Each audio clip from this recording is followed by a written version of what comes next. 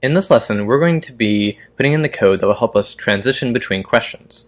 So to start off, we need something to keep track of what question we're on. So it's going to be a new private int. I'm going to call it questions finished. And there we go, we got that. Now let's go ahead and let's modify our assign question. See if we can find it. Assign question, here we go. We want to have this taken a parameter. We're going to have it taken an int, and it's going to be the question number. So what question are we on? So therefore, which one do we need to assign, of course? So taking that in, and then what we're going to do is we're going to set the current question to be equal to questions at the question number. There we go. Then we can just continue using this code, current question, question text, and so on and so forth there. So that'll be nice. Now let's go up here and let's go ahead and change some of this. So, I mean, this is going to be reassigned anyway, but we can go ahead and just, so we can get rid of this line here in general. We don't really need that. For assign questions, we do need to put in a parameter for this, however, now. So after we choose our questions, we now have the question numbers chosen, so we can use that array. So that would be question numbers chosen, and at the 0th index. That's the one we want. For the first question, that's happening in the start.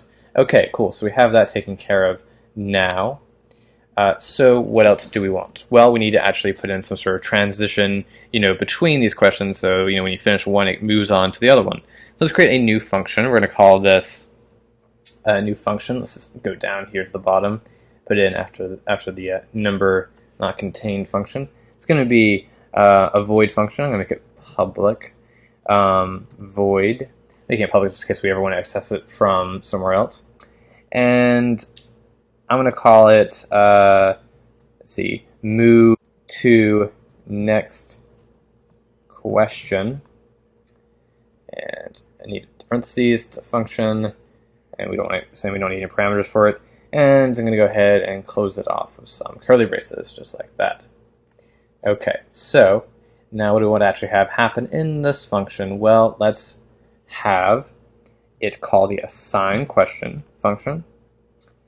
And let's say we want to have it assign from the question numbers chosen, and we want this number to be, it's going to be, let's see, question numbers chosen, so that variable again, but dot length, because we're trying to get how many there are. But we need to remember that, unfortunately, this is going like how many indexes are there, but the indexes start at 0, so we need a -1, so we actually so this doesn't mess things up. And then we're going to minus the questions finished.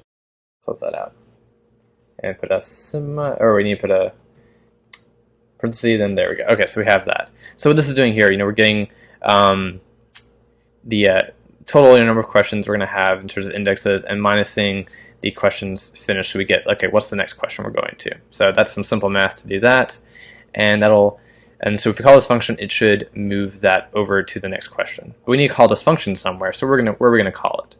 Well, whenever we answer a question, it should move on to the next one, right? So whether we get it right or wrong, it's going to move on. So let's go to check answer, and let's go ahead and add it in here.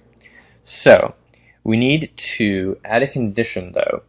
So if questions, I can spell today, questions finished is less than, let's see, the number of questions chosen dot length and -1, because we want to, this starts at 0 and this to start at 0 too, so you got to put that -1 in there.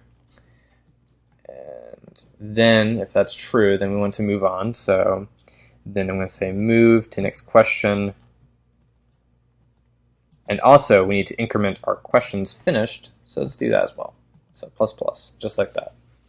Okay, so with all of that in there, we should be able to test that and see what happens. So let's go ahead and do that really quick. So save that, See what errors come up when we save that. So just some warnings, okay. So try playing it and see what happens. So what's the, okay, number of crows is a murder. Who created Starry Night? That would be Vincent van Gogh, I believe. Largest continent, Asia. Platypus is a mammal. And second largest planet or second planet from the solar system is Venus. Okay, and so it ended. I think that was after 5 questions, so I think we're good. So it looks like all that is working. So there we go. We now have the questions transitioning to the next one, going up through 5 questions. So thanks for watching. I'll see you in the next lesson.